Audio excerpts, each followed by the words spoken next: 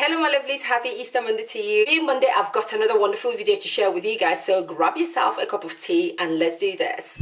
So today I've decided to talk on another really important topic surrounding single parenting, especially us single moms. Now, can I just say before we start this video, finally I've reached 1,000+ subscribers. Guys, I am super grateful. I don't always display my subscription on my channel for obvious reasons, because I don't want to keep focusing on that. I just want to put out content and quality content that help people. I don't want to be obsessed by how many people are subscribing, although I appreciate each and every one of you. But occasionally I like to go and check and see what the channel is doing, and yesterday I had a look and I did a little dance. I was so happy, and the fact that number cranked up rather quickly. Thank you so much for your support. If you're new on this channel and you haven't subscribed, why don't you go ahead and subscribe to my channel. I'm actually a really nice person. Most people like me, just like I like most people. Yeah. And also I dish out really good stuff on this channel, so go ahead and subscribe. Make sure that you are also sharing my videos to single moms who would like to hear the things that I'm talking about.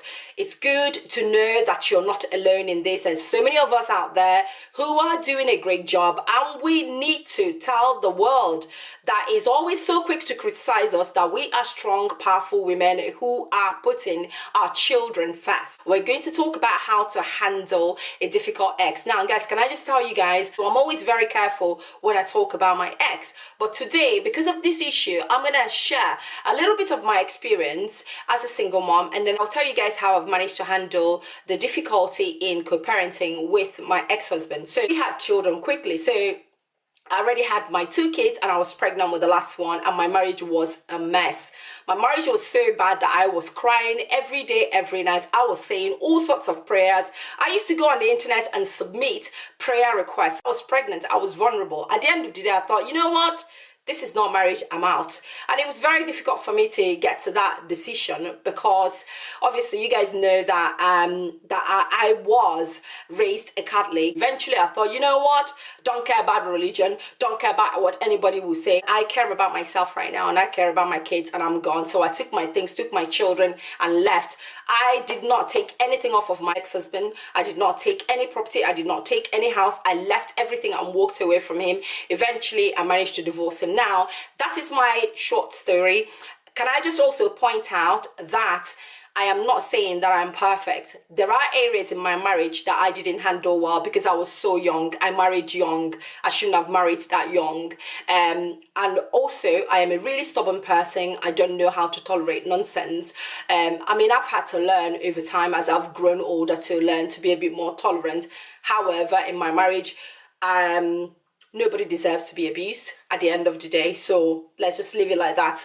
Okay, so I've tried a few times to co-parent with my ex, but what always happened was my ex still wanted to have control over me, so I would just let him do whatever he wanted to do sometimes. My ex, whenever we fall out, he will refuse to help. My ex-husband has continued to be a pain when it comes to co-parenting, so at the end of the day, I decided to cut him off. So I cut my ex-husband off.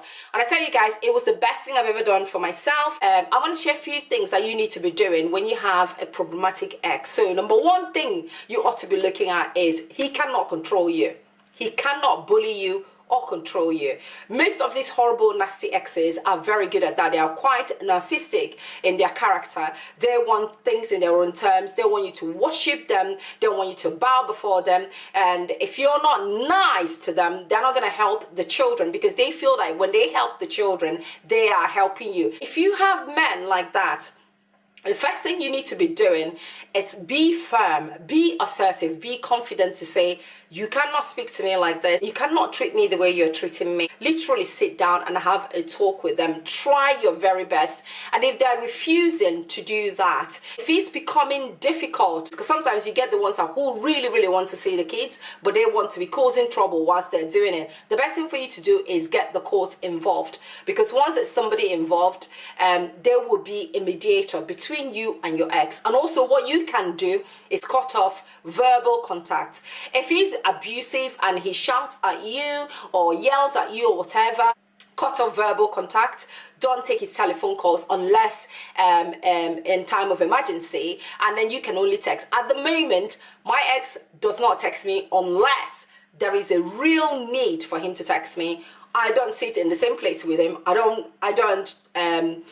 talk to him. I don't call him. He's not allowed to call me. For me, the reason why I do that is to tell him we're not friends, because I do not want to entertain that. Because at the end of the day, we never really talk to each other like adults. He's going to say something that will upset me, and I'll say something that will upset him. He's going to yell at me. To be honest, I did not pay for divorce to be shouted at again. We're moving on. Whatever it is that he's supposed to be doing in terms of the contribution, I make sure that he does it. If there's any time that he misses that contribution, I again confront him via the telephone. So I will say to you ladies, don't sit there crying over somebody you've walked away from. Don't sit there feeling the need that you have to accept his bad behavior. If he's not being respectful and he still talks down on you, you need to stand firm and say to him, do not speak to me the way you're speaking to me. That needs to stop, because if you do not stop talking to me the way that you're talking to me, then I will cut off all contacts with you. So you need to really, it's almost like children, you know, when badly behaved children, you need to come down to their level and just put a stop to that bad behavior. And this is how you should treat a bad ex. Because at the end of the day, their priority and their responsibility should be the children. And therefore, all they need to be doing is supporting you in raising the kids. They don't need to yell at you. Now, I'm not saying that it's all the ex's fault. Sometimes us women can be a little bit difficult. I've been in the past, so I know. If you have a reasonable ex who is helping you, who is co-parenting with you in a respectful manner, I will say to you to be kind and be supportive for the sake of your children, because that's not easy to come by. Most men out there would rather give you hell. At this moment, we're addressing difficult ex. So now, if he comes to your house unannounced, you need to send him back. If he turns up late, picking up the children or doing things with the children, and obviously I'm not saying that if that happens once that you need to make a fuss about that. So obviously monitor the way he handles the kids. When the kids go to visit, how are they being treated, what is being said. Make sure that things are not being said about you as well, because some exes will try and poison the kid's mind.